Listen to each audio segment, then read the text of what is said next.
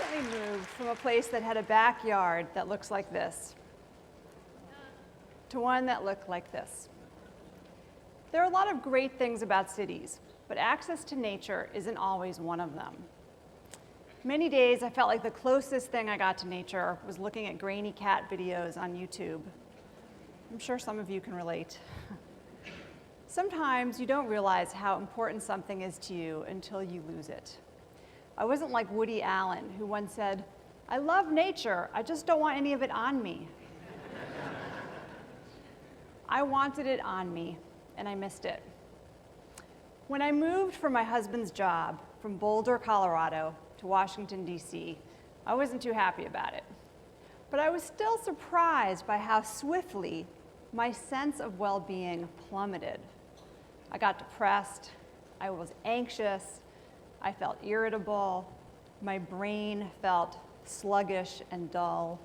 I had to get used to new sounds like overhead aircraft all the time, helicopters, and those ubiquitous leaf blowers that I hear all the time. But fortunately, shortly after I moved, I was given a dream assignment by Outside Magazine to go visit the national forests of Japan, to write about an obscure practice called Shinrin-yoku, or forest bathing. This essentially involves just being on a trail, walking, sometimes sitting, sometimes just lying on a boulder, and letting nature pour into all of your senses. So perhaps imagine with me for a minute what this might be like. You're sitting there and you're hearing the birds and the crickets. You're smelling the rich, loamy earth and maybe the scent of fresh pine trees. You can feel the breeze on your cheek and the moss under your feet. How do you think this makes you feel? Well, scientists in Japan wanted to answer precisely that question. And so in a series of experiments, they sent 84 stressed out college students to go hang out for 30 minutes in these forests, and then also to go hang out on a city street. And here's what they found. This is me doing one of the experiments. A 16% drop in the stress hormone cortisol, a 2% drop in blood pressure, a 4% drop in heart rate. This is among the forest visitors. None of that happened in the people who went to the city. And the people who went to the forest also reported less anxiety and better moods, whereas the opposite happened in the people who went to the city. So nature has superpowers for us. And there's even a dose effect. It looks like the more time you spend in nature, better things can happen. So in Japan, they sent some of these students, or some other people, some volunteers, to go spend 3 days at a forest lodge. And they found a 40% increase in an immune cell called natural killer cells.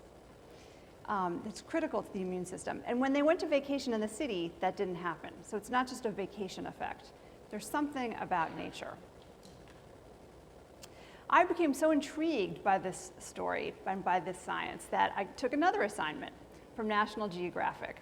And this one sent me to a handful of other countries around the world, studying this topic to improve the health of citizens, sometimes even going as far as to recommend nature as medicine. So in Japan, as we just saw, there are these forest therapy trails. They have 48 of them. Korea will have 37 healing forests by next year. These are entire forests. And to go along with that, they're training 500 healing rangers to lead programs for everyone from digital addicts to school bullies. The school bullies, by the way, take a train called the Happy Train from the city to the forest. Also programs for firefighters with PTSD, and even prenatal women and cancer patients. I mean, it just goes on and on what they're doing there. I also went to Finland, and Finland has gone so far as to recommend, it's a very precise country, they've recommended a specific dosage of nature to ward off depression. And what they recommend, take note, they recommend 5 hours a month of being in nature, or a little over an hour a week. Now, Finland is really fortunate because it's a country covered with forests and coastlines and parks. But many parts of the world are not so lucky. Already, over half of us in the world live in cities. And by 2050, that proportion will be 70%. So making cities green and livable will be one of the greatest challenges of our century. How can cities and civic institutions make spaces of awe and restoration? The city of Wellington, New Zealand has made a space of awe by designating and signposting a snorkel trail very close to downtown, where you can just jump in the water, swim around, and see things like octopus and butterfish and seahorses. How cool is that? Seattle offers low tide walks, where children love to see sun stars and moon snails. In Singapore, there are parks interspersed with public housing projects so that people from all over the city have access to nature. And the city also encourages architects and developers to incorporate butterfly-loving vertical gardens into corporate and residential towers. When my cab driver dropped me off at this hotel, he said how handy it was I was staying here because I could just wake up in the morning and start grazing. The University of California at Berkeley has created a space of awe by protecting one of the tallest hardwood groves in North America. And this is great because the students can go here to recover from stress, and psychologists at the university can study it happening. So one way to do this is they sent students to go look up at this grove of trees for 1 minute. And they also sent another group to look up at a building on campus for 1 minute. And in a clever bit of trickery, a research assistant dropped a box of pens in front of each subject. So guess who helped her and picked up more pens? The people in the forest or the people looking at the building? If you guessed the forest, you were correct. And it only took 1 minute of them feeling awe to behave in a more generous way. So it looks like time outside in nature can also make us more creative. When we spend time outside in beautiful places, a part of our brain called the subgenual prefrontal cortex quiets down. And this is a part of the brain that's associated with negative, self-involved thoughts. A researcher at Stanford made the nature connection when he sent a group of subjects to go walk in a beautiful park in Palo Alto for 90 minutes.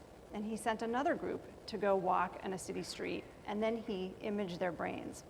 And it was only the people who walked in the park who experienced this beneficial change. So nature can be so helpful to us in so many ways. It can also make us creative in small doses. For example, here's Facebook. And high-tech communities all over are now figuring out that if they incorporate green roofs and trails into their very structures, that this can benefit their business. We've known this for a long time. Everyone from Aristotle to Beethoven, to Darwin, the Bronte sisters, Wordsworth, Einstein, the list goes on and on. So many people attribute walking in creative space, walking in these beautiful spaces, to being critical to their creative process.